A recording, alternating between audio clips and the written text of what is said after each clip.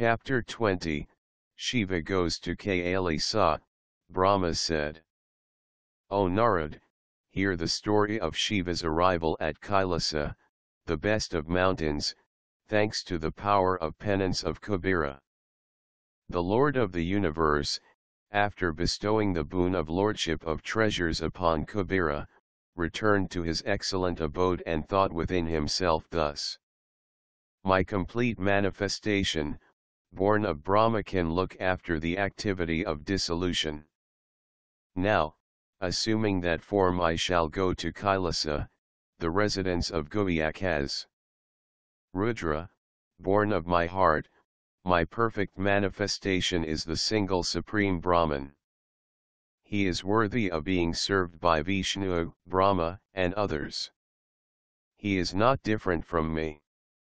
He is unsullied. In that form I shall become that friend of Kubera, shall remain near him and perform great penance. Thinking thus, Rudra, desirous of carrying out the wish of Shiva, the supreme Brahman, sounded his drum that gave out the divine nad. Its resonant, reverberating sound pervaded three worlds, heightening enthusiasm and called upon everyone in diverse ways. On hearing that, Vishnu, Brahma and other deities, sages, the persons well versed in agamas, nigamas, and siddhas, devas and asuras came there with great delight. The Pramathas too reached that place from different quarters. The leaders of Gunas, revered by the whole world and of high fortune, arrived there. I shall mention to you their number. Listen attentively. O. The leader of the Gunas, Sankakarna, came there with a crore of his Gunas, Kakaraksa, with 10 crores, and Vikrita with 8 crores. Visakha with 64 crores, Parayatrika with 9 crores, Sarvantika with 6 crores, and the glorious Dunduma with 8 crores. Jalanksa, the chief leader of Gunas, with 12 crores, the glorious Madana and Vikritanana with 7 crores each. Kapilan with 5 crores, the auspicious Sandarika with 6 crores, and Kanjika and Kundaka each with a crore. Vistamha and Kandratapana each with 8 crores, the leader of Gunas Mahaksa with 1,000 crores. Kundan, Vaha, and the auspicious Parvataka with 12 crores each, Kala, Kalaka and Mahakala each with 100 crores. Agnika with 100 crores, Abhamukha with a crore, Adityamartha and Dhanavaha each with a crore. Sanaha and Kumuda with 100 crores, Arnaga, Kokila, and Sumantrika each with a crore. Another, leader of Gunas, Kakapada with 6 crores, and the Lord Santanaka with 6 crores, Mahabala, Madhyaparaga, and Pingala each with 9 crores.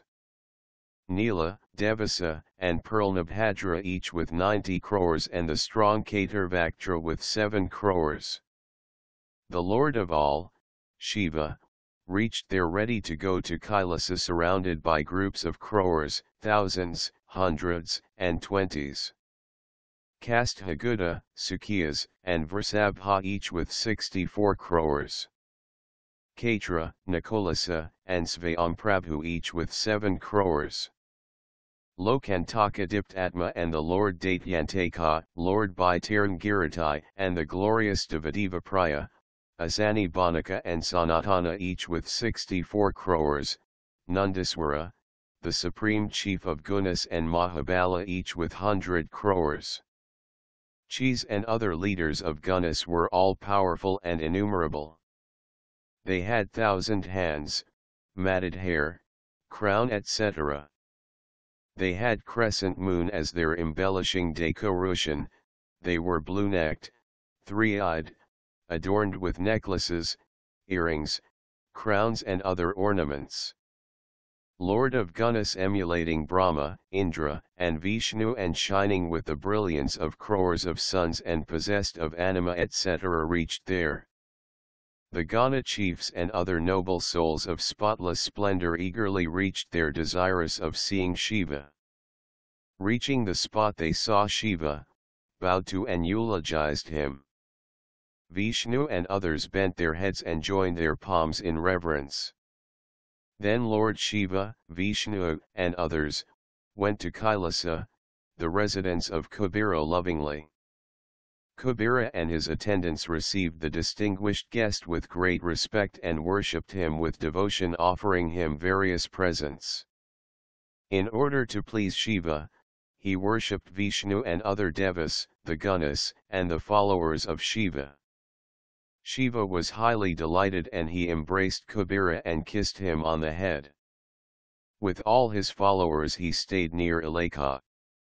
The Lord commanded Vishwakarma to erect buildings on the mountain for his own residence and that of his devotees and others suitably. At the bidding of Shiva, O sage, Vishwakarma immediately reached the spot and made all suitable arrangements. Then at the request of Vishnu, Lord Shiva, who was highly delighted at the arrangements, went to Kailasa after blessing Kubera and entered his residence in an auspicious hour. The Lord, being favorably disposed to his devotees, delighted everyone. Then Vishnu and other devas, the sages, and the siddhas celebrated the coronation of Shiva. With various kinds of presents in their hands they approached him. With very great festivities they performed the rite of waving lights in a durushan. O sage, there was an auspicious shower of flowers. The delighted celestial damsels sang and danced in joy. Everywhere loud shouts of victory, victory, obeisance, obeisance were raised. Everyone's enthusiasm was great. Everyone's happiness was boundless. Seated in his throne, Shiva then shone all the more. He was duly served by everyone, Lord Vishnu and others. All the devas eulogized Shiva, the benefactor of the world, with words pleasing of nature and pregnant with meaning. On hearing their hymns of praise, Shiva was highly delighted and granted their wishes. He, the Lord of all, lovingly fulfilled their cherished desires. O sage, at the bidding of Shiva they returned to their abodes. They were highly delighted since their desires were fulfilled. Then Lord Shiva asked me and Vishnu to sit down. Then he lovingly blessed us and said, Shiva said, Dear sons, O Vishnu, Brahma, you are great favorites of mine, entrusted with the work of creation and sustenance of the three worlds. You are the best of the devas. Go back to your abodes without any fear. I shall always provide you with happiness. I shall particularly look after you both. On hearing the words of Shiva, Vishnu, and I duly bowed to him, and though not delighted, in leaving him, returned to our abodes. At the same time Shiva delightfully made the Lord of Treasures sit down and holding his hands with his own said the auspicious words. Dear friend, I am charmed by your love. I have become your friend. Go to your place fearlessly. O sincere friend, I shall always assist you. On hearing these words of Shiva, Kubera was highly delighted. At his bidding he returned to his abode. Shiva stayed on Kailasa, the best of all mountains, along with his Ganas, practicing yoga and meditation at his own sweet will. In some places he meditated upon his own soul. In some places he practiced yoga. At times, of his own accord, he gave discourses on ancient historical tales. He, being an expert in divine sports, sported with his Ganas in the different regions of the Kailasa hill. Thus Lord Shiva, who had assumed the form of Rudra, performed divine sports on the Mount Kailasa, though he was foremost among yogins. Thus Lord Shiva spent some time without his divine consort. After some time he married Sati, the daughter of Daksha Prajapati. Lord Shiva sported with her. Following the conventions of the world, O celestial sage, he became happy. O sage, thus I have explained to you the manifestation of Shiva in the form of Rudra, his arrival at Kailasa and his friendship of Kubera, the Lord of Treasures. Thus I have explained the inner sport also, which increases perfect knowledge and which confers the fulfillment of desires here and hereafter. He who reads or listens to this story attentively will enjoy all worldly pleasures here and attain salvation hereafter. Sati Kanda Chapter 1, Summary of Sati's Life. Narad said, O Brahma, thanks to Shiva's favor, you know everything. You have narrated to me the wonderful stories of Shiva and Parvati. O Lord, I am never fully satiated by hearing the great story of Shiva from your lotus-like face. I wish to hear further the same. As explained by you, Rudra is the complete manifestation of Shiva. He is the great Lord whose abode is Kailasa. He is a yogin of perfect control. He is worthy of being propitiated by all devas, Vishnu, and others. He is the final goal of all good men. He is free from dvandvas, mutually clashing opposites. The great Lord never undergoes any change yet indulges in his divine sports. He became a householder again after marrying the noble lady Mangala at the request of Vishnu when she performed penance. At first she was born of Daksha and later of Himalaya. How could she be the daughter of both with the same body? How did Satis become Parvati and attain Shiva again? O Brahma, please explain all these and other points relating to his episode. Sutta said. On hearing these words of the celestial sage devoted to Shiva, Brahma became delighted and said again.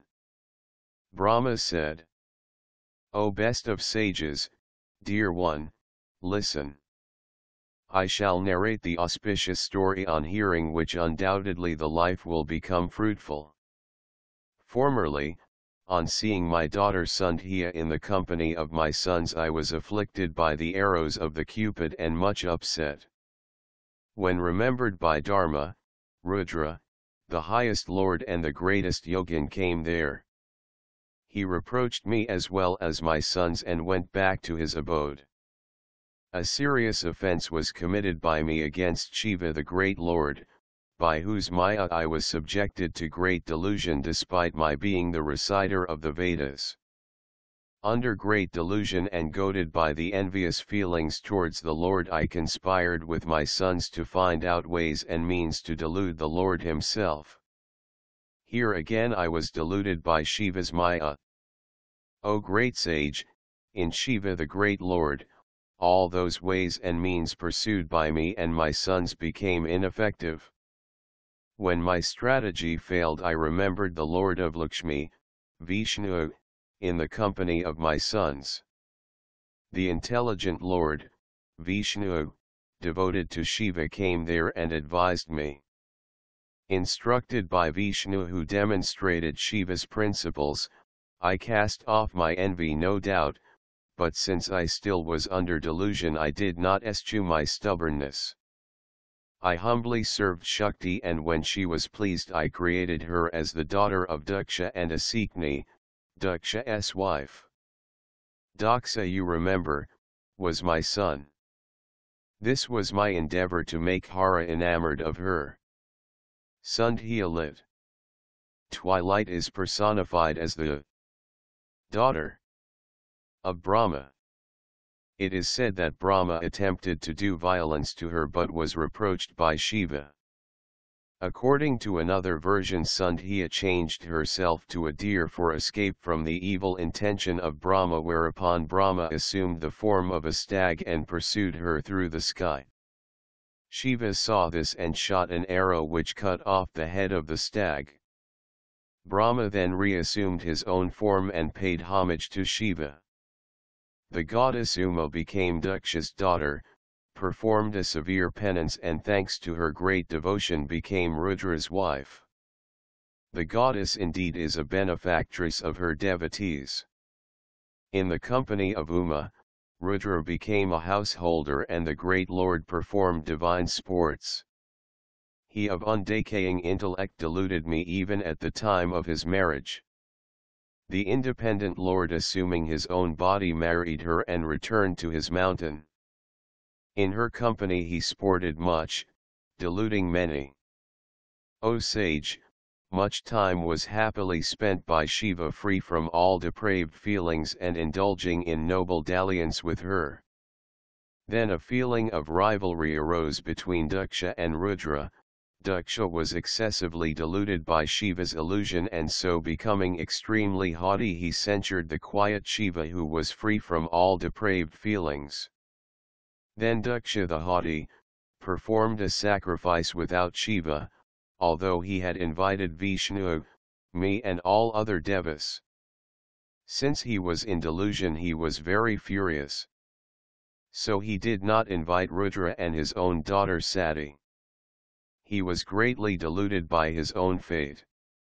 When she was not invited by her father whose mind was deluded by illusion, Shiva, Sati, of perfect knowledge and purest chastity played a divine sport.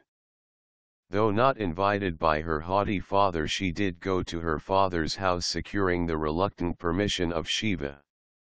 Seeing no share of Rudra set apart and being slighted by her father, she reproached all those who were present there and cast off her body. On hearing that, Lord Shiva became unbearably furious and pulling at his matted hair he created Virbhadra. Virbhadra is described as Shiva's son, produced from Shiva's matted locks or mouth or a drop of Shiva's sweat in order to spoil the sacrifice of Daksha. He is represented as having 1,000 heads, 1,000 eyes, 1,000 feet and 1,000 clubs. Clothed in a tiger's skin dripping with blood, bearing a blazing bow and a battle axe he is described as very fierce and terrific. When he was created along with attendants he began asking what shall I do? The entire annihilation of Daksha's sacrifice and the disgrace of every one present there was the order issued by Shiva. The lord of the Gunas, Virbhadra, accompanied by his soldiers reached the place immediately after receiving the orders. They worked a great havoc there. Virbhadra chastised everyone and spared none. After defeating Vishnu and the Devas with strenuous effort, the chief of Gunas cut off the head of Daksha and consigned it to the sacrificial fire. Working great havoc he destroyed the sacrifice. Then he came back to the mountain and bowed to Lord Shiva. Even as the whole of the world of Devas was witnessing, the process of destruction of the sacrifice was carried out by Virbhadra and others, the followers of Rudra. The policy in agreement with what is laid down in the Vedas and Samritas is this, O sage, which you must note. When Lord Rudra is angry, how can there be happiness in the world? On hearing his song of praise Rudra relented. Favorably disposed to the miserable that he was, he granted their request. Shiva, the great Lord, indulging in different sorts of divine sports, became sympathetic and merciful as before. Daksha was resuscitated. The whole sacrifice was renewed under the instruction of the merciful Lord Shiva. All those present were honored in due manner. O sage, in that sacrifice Rudra was honored by all the gods with due devotion. They were highly delighted. The flame of fire arising from the body of Sati and delighting the whole world fell on that mountain and it was duly worshipped. The deity became famous as Jwalamukhi yielding fruits of cherished desires. Even her very vision quells all sins. Even now she is worshipped with due festivities for the acquisition of all desires, observing all stipulated modes of procedure. The goddess Sada became the daughter of Himalaya. As such she became famous as Parvati. She propitiated Lord Shiva with a rigorous penance and attained him as her husband. O great sage, I have narrated to you all that you asked me. Whoever hears this narrative will no doubt be freed from all sins. Chapter 2, The Appearance of Cupid. Sudha said. O residents of Namasa forest, after hearing his words, the excellent sage further requested him for more such stories that quell sins. Narad said, O Brahma, O great Lord, though continuously hearing the auspicious story of Shiva from your lotus face I am never satiated. Please further narrate the auspicious story of Shiva entirely. I wish to hear that story in which Sati is glorified, O Brahman. How was the auspicious Sati born of Daksha's wife? How did Shiva become inclined to marry her?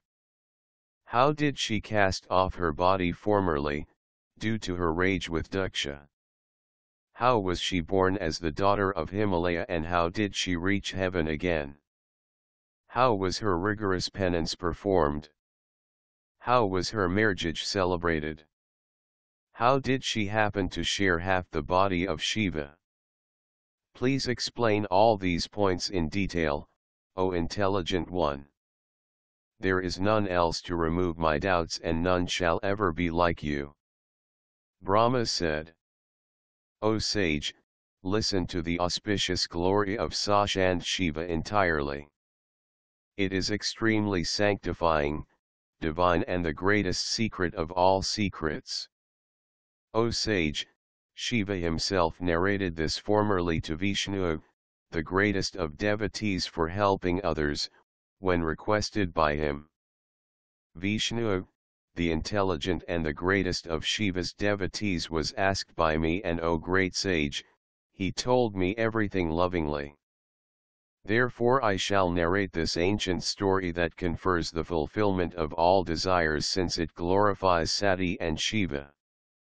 Originally when Shiva was separated from Shakti and was pure consciousness alone, he was attribute-less, free from alternatives, devoid of forms and beyond the existent and non-existent. He, the greatest of the great and of changeless form when united with Shakti, was filled with attributes and had specific forms and divine features. O Brahman, he was accompanied by Uma. Vishnu was born of his left and I, Brahma, of his right side, O great sage, Rudra was born of his heart. I became the creator, Brahma, Vishnu the cause of sustenance, Rudra the author of dissolution. Thus Sadashiva manifested himself in three forms. It was after worshipping him that I, Brahma, the grandfather of all the worlds, began the creation of all subjects including devas, asuras, human beings etc. After creating the guardians of the subjects, Prajapatis, Daksha, and other devas, I considered myself loftier than others and was delighted. O sage, when I created Murichi, Atri, Pulaha, Pulastya, Angaras, Kratu, Vasistha, Narad, Daksha, and Bhrigu, my mental sons of lordly stature, a beautiful woman of handsome features was born of my mind. She was variously called Sundhya, Divaksanta, Sayam Sundhya and Jayantika. She was very beautiful with finely shaped eyebrows capable of captivating the minds of even sages. Neither in human world nor in that of the devas was there such a woman of complete perfection in all qualities. Nor was there such a woman in nether worlds in all the three times, past, present and future. On seeing her I involuntarily got up. Various thoughts rose up in my heart. Daksha and others, the Prajapatis, Murichi, and others, all my sons, felt similarly. O best of sages, when I, Brahma, thought like this, a wonderfully beautiful being appeared as my mental creation. He had a golden complexion. His chest was stout and firm. His nose was fine. His thigh, hips, and calves were round and plump. He had blue wavelets of hair. His eyebrows were thick-set and tremulous. His face shone like the full moon. His hairy chest was broad like a door. He was as huge as the celestial elephant Airavata. He was wearing a blue cloth. His hands, eyes, face, legs and fingers were red in color. He had a slender waist. His teeth were fine. He smelled like an elephant in its rut. His eyes were like the petals of a full-bound lotus. He was fragrant like the filaments. His neck was like the conceit. He bade the emblem of a fish. He was tall. He had the makara fish for his vehicle. He was armed with a bow and 5 flowers for his arrows. His loving glance was very attractive as he rolled his eyes here and there. O dear one, his very breath was a fragrant wind. He was accompanied by the sentiment of love. On seeing that being, my sons, Daksha and others, were struck with wonder and became eager and inquisitive. Their mind became deformed and confused immediately. Smitten with love, they lost their mental courage. On seeing me, the Creator and the Lord of the worlds, the person bowed down with his shoulders stooping by humility and said. The person said, O Brahma, what is the work I am to do? Please assign me an honorable task, O Brahma, suitable to and becoming me, O Lord of the 3 worlds. You are the Creator and hence the Lord of all the worlds. Please tell me. What is my honorable and suitable place? Who is going to be my wife? Sutta said. On hearing the words of the noble-souled person Kama, the Creator did not say anything for a short while in his surprised predicament. Then steadying his mind and abandoning his surprised look, Brahma, already a victim of Kama, spoke to the person thus. Brahma said, in this form and with your 5 flower arrows you can enamor and captivate men and women and carry on the eternal task of creation. In this universe consisting of 3 worlds, mobile and immobile beings, none of the living beings including the Devas will be competent to defy you. O best of beings, not to speak of ordinary living beings, even I Brahma, Vasudeva, and Shiva will be in your control. Invisibly you enter the hearts of living beings, excite thrilling feelings of pleasure and carry on the activities of creation that is to last forever. The minds of all living beings will become an easy target of your 5 flower arrows. You will be the cause of their elation. Thus I have assigned you the task of facilitating creation. These sons of mine will confer names and titles on you. Brahma said, O best of the celestials, after saying this and casting a meaningful glance at my sons, I resumed my lotus seat immediately. Chapter 3, Kama is cursed but blessed. Later, Brahma said. Then those sages, my sons Muriki and others who understood my view, gave him suitable names. Daksha and others who understood other facts on seeing my face gave him a suitable place and a wife. The Brahmins Murichi and others, my sons, decided on suitable names for the being and said thus. The sages said, since at your nativity itself you have begun to torment and bedevil our minds and that of Brahma too, you will be famous in the world as Manmatha. You will be able to assume any form you wish. Hence, O mind-born God, you will be known as Kama too. There is no one equal to you. Causing elation in others, you will be known as Madana. Since you were haughty even as you were born, you will be Darpak, and your name Kandarpa will also become popular in the world. The collective power of all the devas will not be equal to yours. Therefore you will have any station as yours, and you will be omnipresent too. Daksha here, the first Prajapati, will give you a suitable wife, O best of men, as you please. This girl of handsome features, born of Brahma's mind, shall become famous in the world as Sandhya. Since she was born when Brahma was deeply contemplating, the woman of lovely features will be famous as Sandhya. She will be as lustrous as the jasmine flower. Brahma said. Taking his 5 flower arrows, Kama decided on his future course, remaining invisible in form. His 5 arrows are respectively, Harsana, delighting, Rakana, appealing, Mohana, deluding, Sosana, withering, and Maran, killing. Even sages could be deluded and tormented by them. Kama thought like this. I shall make a beginning of my career as assigned by Brahma himself as my eternal task, here itself in the presence of the sages and Brahmana. All the sages and Brahma are present here.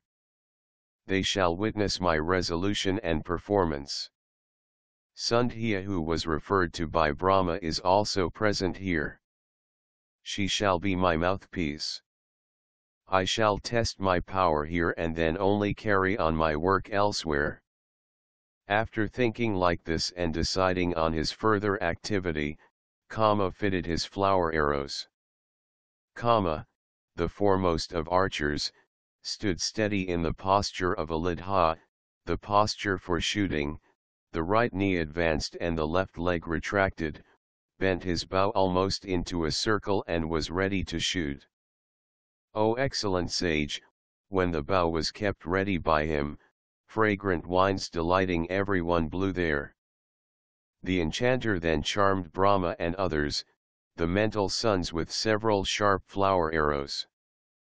O sage, the sages, and I were thus enamored, and we felt very great change in our mental feelings. We began to stare at Sandhya frequently, passion depraving our minds. Our lust was heightened. Truly a woman is one who increases passionate feelings. Making all of us thoroughly enchanted thus, he did not stop till all of us lost control over our sense organs. When on seeing her, my vital elements became displaced, 14 animal instincts bhavas came, out of my body. She too began to manifest the instinctive gestures of side glances, pretenses of concealing feelings etc. as a result of being hit by Kama's arrows when she was being stared at by them.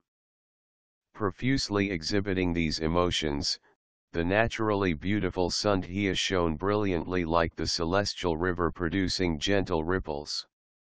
O sage, on seeing her emotionally excited, I loved her all the more despite the fact that I was the creator and my body was filled with dharmic features. All the sages, Murichi, Atri, Daksha, and others, O foremost among Brahmins, attain the state of sensuous excitement. Seeing me as well as Daksha, Murichi, and others in such a situation, and seeing Sandhya engaged in her affairs, Madana continued to concentrate his attention on his activity. The work entrusted to me by Brahma can easily be performed by me, so thought Kama justifiably. On seeing the sinful proclivities of his brothers and father, Dharma remembered Lord Shiva, the Lord Protector of virtue. Mentally meditating on Shiva, the Protector of virtue, Dharma, the son of Brahma, eulogized Shiva with different prayers in his state of sorrow. Dharma said, O Mahadeva, Lord of Devas, protector of virtues, obeisance be to thee. O Shiva, thou alone art the author of creation, sustenance, and dissolution. By virtue of three gunas, rajas, sattva and tamas, thou assumest the form of Brahma at the time of creation, that of Vishnu at the time of sustenance and that of Rudra at the time of dissolution. Yet, O Lord, thou art devoid of attributes. Thou art Shiva free from the influence of the three gunas, the fourth being. Thou art beyond Prakriti. Thou art expert in various divine sports, yet without attributes and free from deformities and decays. Great Lord, save me from this impassable ocean of sin. My father and my brothers are now sinfully inclined towards me. Brahma said. Thus eulogized by Dharma, the great Lord, self-born Shiva came there immediately in order to protect Dharma. Stationed in the ether, Shiva saw me, Brahman, Daksha and others in such a mental state and so laughed mockingly. O best of sages, in the midst of his intermittent laughter making all blush with shame, the full emblem deity spoke these consoling words. Shiva said, Alas! O Brahma, how is it that you were overwhelmed with lustful feelings on seeing your own daughter? This is highly improper for those who walk on the line of the Vedas. Sister, brother's wife, and daughter are like one's mother. A sensible man shall never look at them with a reprehensible vision. The conclusion of the path of the Vedas is present in your mouth. O Brahma, how is it that you forgot that under the influence of momentary passion? O four-faced deity Brahma, your mind shall always remain alert in fortitude. How did you undo it for the sake of dalliance in love? How is it that your mental sons, Daksha, Murichi, and others who practice yoga in isolation and see the inner light forever have become enamored of woman? This Kama is a fool, deficient in sense and ignorant of proper occasion. How is it that he has begun to torment them with excessive power? Fie upon the learning of that person whose wife draws his mind inordinately from steadiness and courage and immerses it in fickle revelries. Brahma said. On hearing these words of Shiva, I, the Lord of the world, perspired profusely in an instant, on account of shame. Although the desire to see Sandhya of wishful features still lingered, O sage, I curbed the upset senses, fearing him, Shiva. O excellent Brahmin, from the drops of sweat that fell from my body rose the manes who did not perform the sacrifices while they were living on earth, who shone like split collyrium, had eyes resembling the full-bound lotus, were meritorious ascetics and were averse to worldly activities. These were 64,000 in number, O sage, and the manes called Barayazads, lit. Seated on grass, were 86,000. From the drops of sweat that fell from Daksha's body, a splendid woman endowed with good qualities was born. She was of slender body with symmetrical hips. Her waist was well shaped, small curly hairs embellished it. She was soft in body with fine teeth. She had a shining golden complexion. In her body, she was perfect. Her face shone like the full moon and full-blown lotus. Her name was Rudi. She was capable of captivating even the sages. Excepting Kratu, Vasistha, Pulastya, and Angaras, the six viz. Murichi and others successfully curbed their senses and their activities. O excellent sage, the semen virile of the four Kratu and others fell on the ground from which other types of manes were born. They were Somapas, Echyapas, Kalans and Havimantas. They are all termed Kavyavahas als they are their sons. The Somapas are the sons of Kratu, Kalans of Vasistha, Ajyapas of Pulastya and Havasmantas of Angaras. O excellent Brahmin, when the Manis Agnis Vadas and others were born, they were assigned the task of Kavyavahas, taking the oblations and offering, among the Manis. Sundhya, who thus became the mother of the Pitras, served the same purpose as theirs. Since she has been glanced at kindly by Shiva, she became free from defects and devoted herself to virtuous rites. In the meantime, after blessing all the Brahmins and protecting virtue duly, Shiva vanished suddenly. I, the grandfather of the world, snubbed and put to shame by Shiva's words, turned my anger against Kama with a frowning face and knit eyebrows. O sage, seeing my face and realizing my hint, Kama withdrew his arrows. He was so terribly afraid of Shiva. O sage, then I, the lotus-born, became very furious like the strong blazing fire seeking to consume everything. Brahma then said, after playing this same trick on Shiva, Kama will be consumed in the fire of Shiva's eye and freed of his arrogance. O excellent Brahmin, it was in the presence of the Manis and the sages of perfect control that I spoke to Kama in this way. On hearing this curse of terrible nature, Ruti's husband was frightened. He abandoned his arrows and became visible. O sage, he spoke to me, i.e. Brahma, and my sons Daksha and others, even as the Pitras and Sundhya stood there listening. By this time his arrogance had disappeared. Kama said, O Brahma, why have I been so terribly cursed by you? O Lord of worlds, I have not committed any sin against you who are reputed to follow justiciable path. O Brahma, you have assigned me my task. I have only carried it out. Hence this curse is not proper. I have not done anything else. You had said all of us, I, Vishnu and Shiva, are targets of your arrows. I only tested your statement. I am not guilty in this respect. O Brahma, I being innocent, this conditional curse, O Lord of universe, is very terrible. On hearing his words, I, Brahma, the Lord of the universe, replied to Madana, who had controlled himself, trying to suppress him further. Brahma said, I cursed you because you have aimed at us the Sundhya, who is my daughter, and me her father. But now I am free from anger. In this state I tell you, O Kama, do not be under any suspicion. Listen. Cast off your fear. Be happy. O Kama, he will reduce you to ashes in the fire of his eye.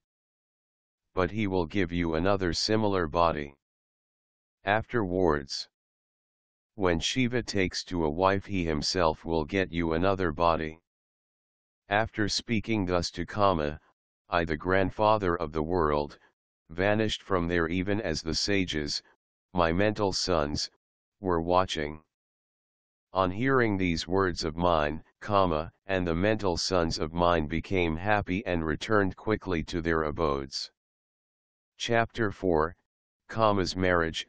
Narad said, O Lord Brahma, O Vishnu disciple of great intellect, O creator of the world, you have narrated a wonderful story consisting of the nectar of Shiva's divine sports. O dear one, what happened thereafter, please tell me now. I am all attention to a narrative based on Shiva's life. Brahma said, when Shiva had gone back to his place and I, Brahma, had vanished from the scene, Daksha remembered my words and spoke to Kama.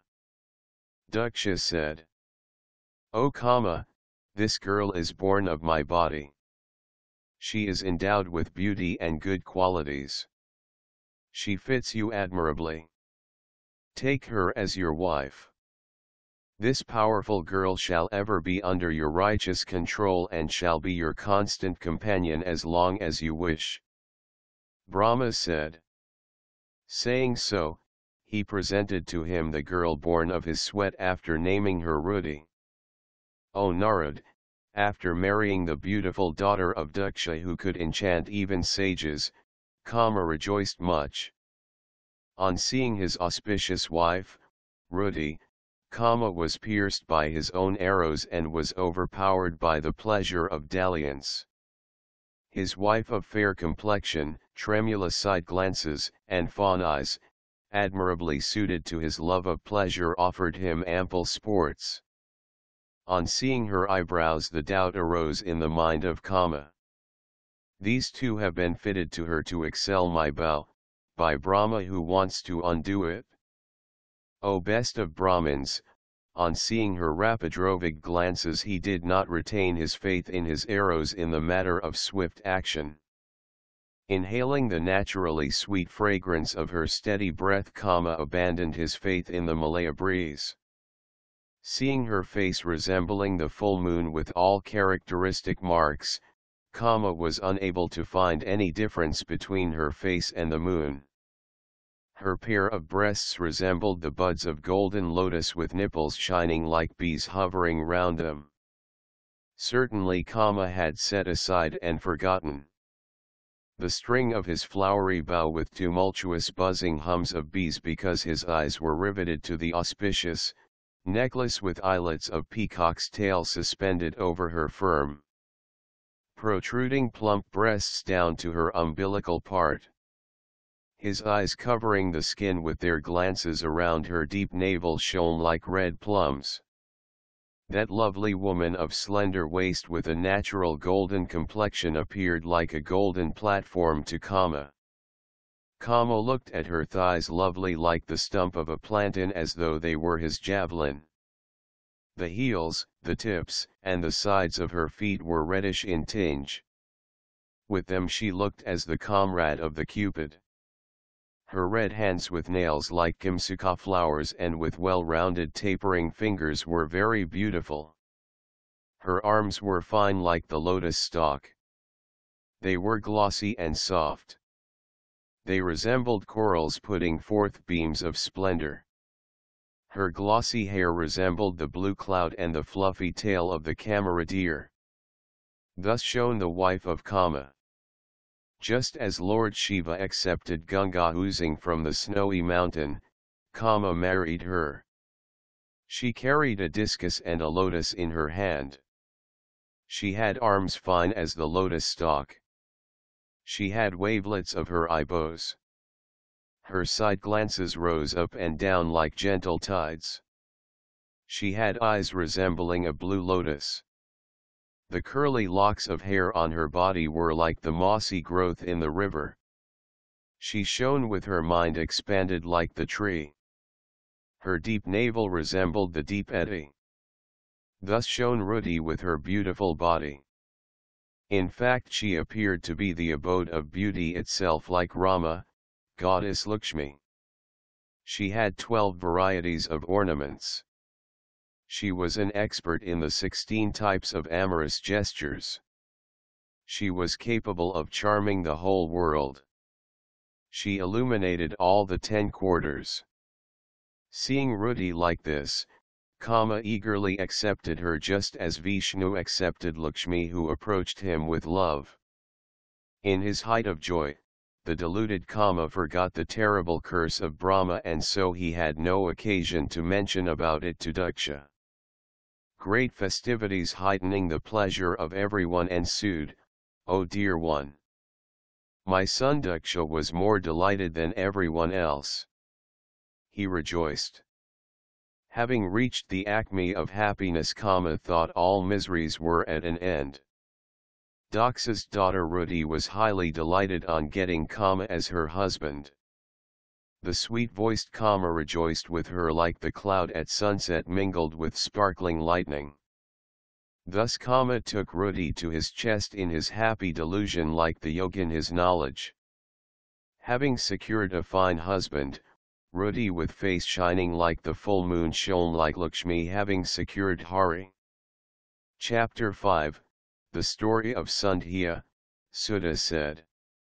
On hearing these words of Brahma, the excellent sage remembered Shiva with a delighted heart and spoke joyfully. Narad said, O Brahma, the fortunate disciple of Vishnu, O intelligent one, you have narrated the wonderful divine sports of the moon-crested Lord.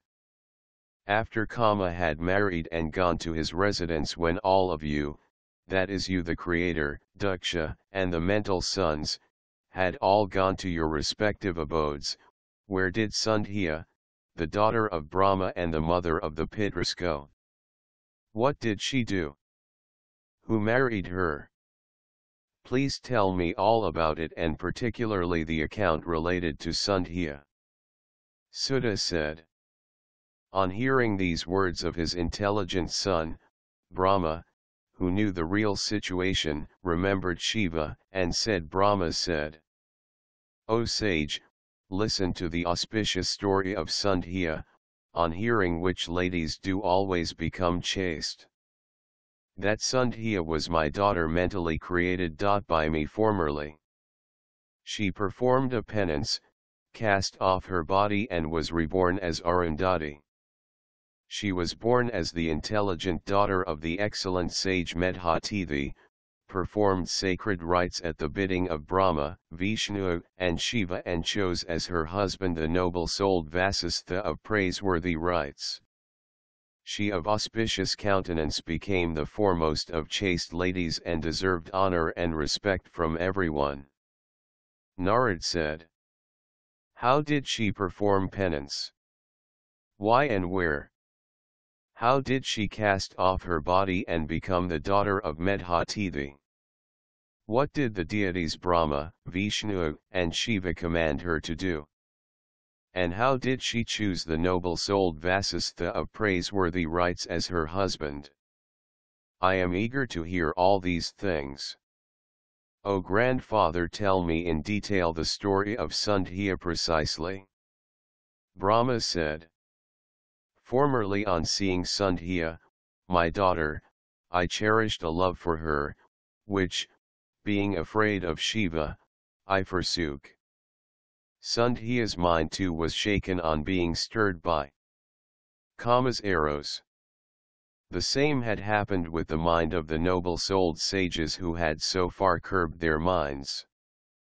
She had heard the words of Shiva to me couched in mocking terms.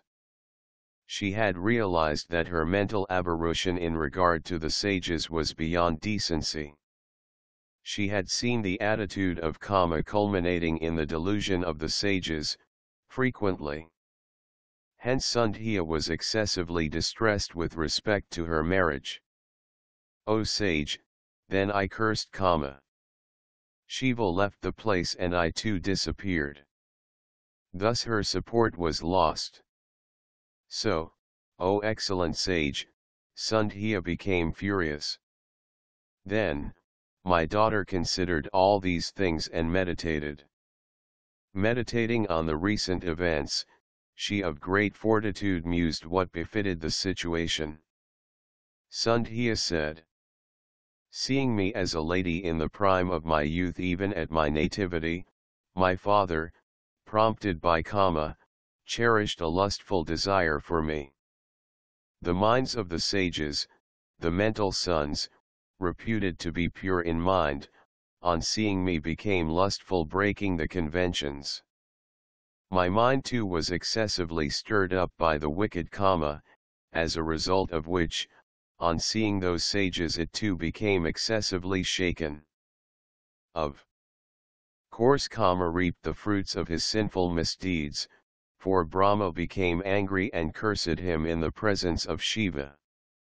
I too shall have to reap the fruits of my sin. I have committed a great sin.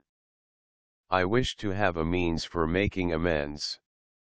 Directly perceiving that I too had lustful feelings, the brothers and my father had a similar desire. Hence I am the worst sinner. I too had the unconventional lustful feelings on seeing them, towards my own father and brothers as towards a husband.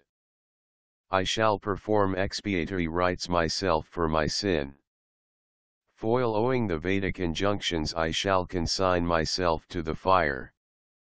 But I shall set up the new limits in the world. No person shall be so lustful at the time of birth. For this purpose I shall perform a severe penance. Then I shall establish the new limits, and afterwards I shall abandon this life. No purpose will be served with this body for which love was cherished by my father and brothers. This body cannot be the means for achieving merit, for it was through this body that lustful feelings were generated in my father and brothers. Thinking thus in her mind, Sandhya went to the mountain Chandrabhaga, from which the river Chandrabhaga flows. On coming to know that she had gone to the mountain, I, Brahma, told my son Vasistha, the omniscient, of purified mind due to penance, who had acquired spiritual knowledge, who was seated near me and who had mastered the Vedas and the Vedanas. O son Vasistha, approach Sandhya, my daughter of great fortitude. She is desirous of performing a penance. Initiate her duly in the procedure of that. O great sage, formerly seeing you all and me as her lovers and realizing her own lustful feelings, she had blushed. Though not expressed and though not personified, your action then is considered by her as her first death. Now she wishes to put an end to her life. Among those who observe limits and conventions, she wants to lay down a limitation. The chaste lady has gone to the mountain Chandrabhaga for performing the penance. She does not know the procedure of performing a penance. Oh dear, see that she realizes her desire by means of your instructions. O sage, abandon this form of yours. Disguise yourself and approach her to demonstrate the mode of penance. You shall assume another form lest she should be embarrassed as before on seeing your natural form and features. O Narad, Vasistha was thus ordered by me out of pity. The sage too told me so be it, and approached Sandhya. Vasistha saw the celestial lake full of gunas and resembling the Manasa lake. He saw Sandhya too on its bank. With her seated on its bank, the lake, full of splendid lotuses, appeared like the sky in the dusk with the moon rising and the stars twinkling. On seeing her there full of noble feelings, the sage eagerly looked at the lake called Brolohitas. From the ridges of that big mountain, which appeared like a big fort wall, the river Chandrabhaga rose and flowed towards the southern sea. The sage saw that too. That river breaks the western wing of the mountain Chandrabhaga even as Ganga of the mountain Himalaya and flows towards the sea. Seeing Sandhya on the bank of the lake Brolohita on that mountain Chandrabhaga, Vasistha asked her respectfully. Vasistha said, O good lady, why have you come to this mountain devoid of men? Whose daughter are you? What is it that you intend to do? I wish to know this if it is not a secret. How is it that your face resembling the full moon is expressionless and inactive? On hearing the words of the noble-souled Vasistha and seeing him blazing like fire, shining like brahmacharya, celibacy, personified, Sandhya bowed to the sage wearing matted hair and spoke to him respectfully. Sandhya said, O fearless sage, know that the purpose for which I came to this mountain has already been achieved, or rather will be achieved by your very sight. O sage, I came to this mountain devoid of men to perform penance. I am the daughter of Brahma and am known as Sandhya. If it be proper and not inconvenient for you, please instruct me. This is what I expect of you. There is nothing to be kept secret in this. Without knowing the procedure of penance I have come to this penance grove. Due to this worry I am perplexed and my heart trembles. On hearing her words, Vasistha, the most excellent among the knowers of Brahman, well versed in every rite, did not ask anything further. After remembering Shiva favorably disposed to the devotees, he addressed the lady who had controlled herself and was preparing for the penance. Vasistha said, "He who is the supreme brilliance, he who is the greatest austerity, he who is the worthiest of worship, let that Shiva be meditated upon. Worship him who is the most excellent of all beings, the sole first cause of all the worlds and the principal cause of virtue, wealth, love, and salvation. O lady, worship Lord Shiva, the Lord of all devas, with the following mantra. By that, certainly you will achieve everything. Uam Masamkatiya Uam Uam obeisance to Shiva Uam." With this mantra the penance is pervaded. The whole penance begins with silence. I shall explain it. Listen. The ceremonial bath shall be taken silently. The worship of Shiva shall be performed silently.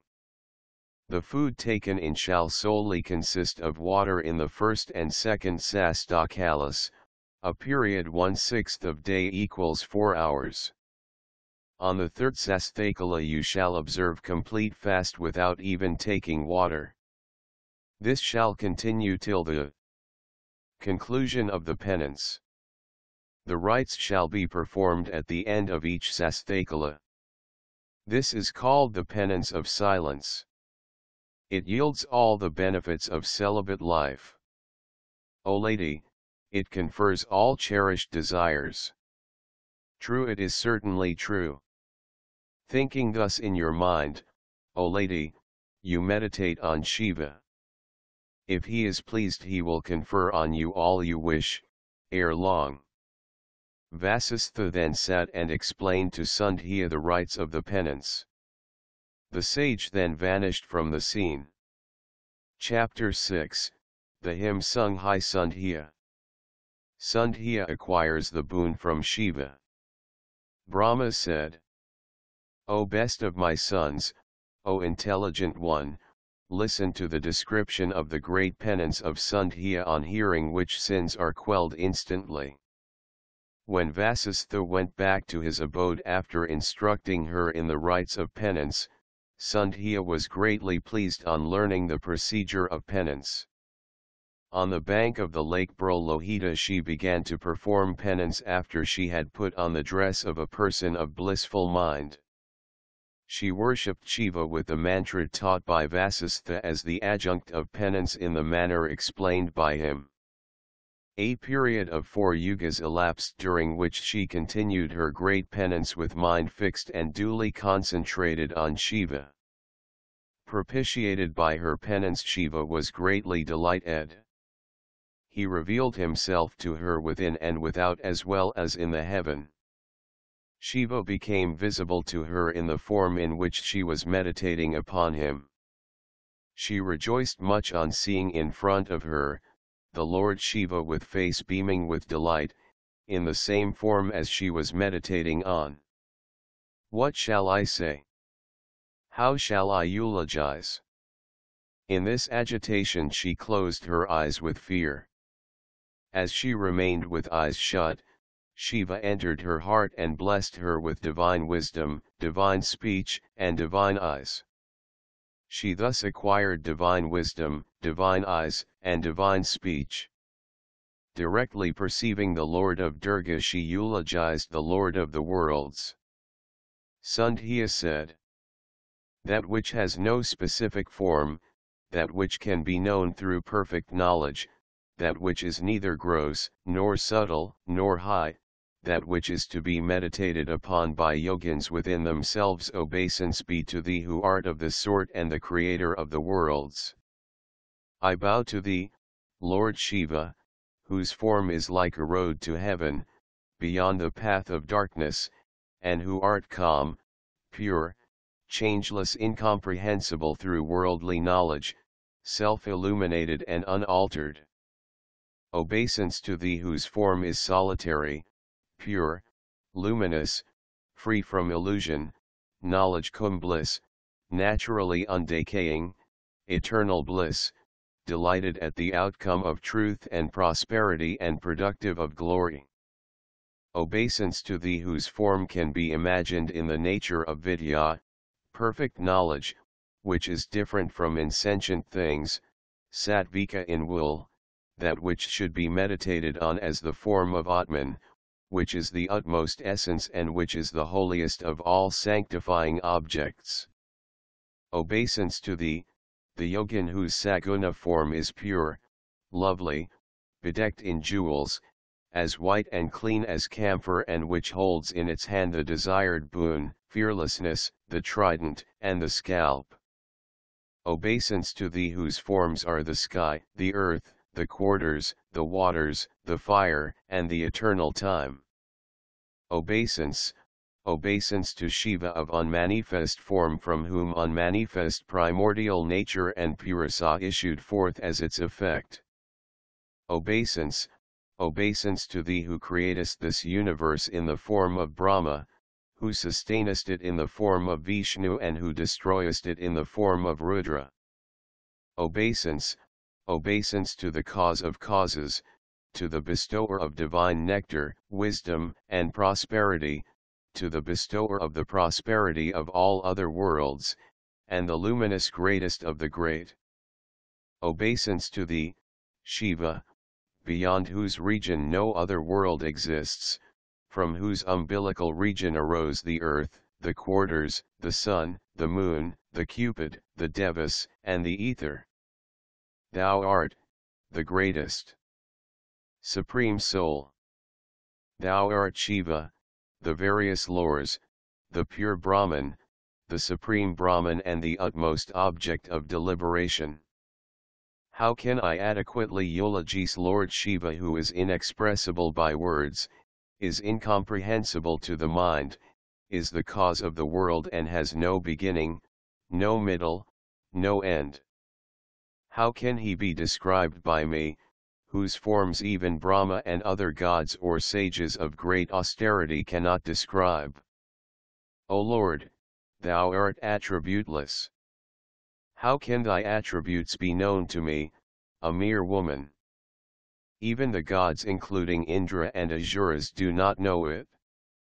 Obeisance to thee, O Lord Shiva, obeisance to thee, O personification of penance, O Shiva, Lord of the gods, be pleased, obeisance be to thee again and again.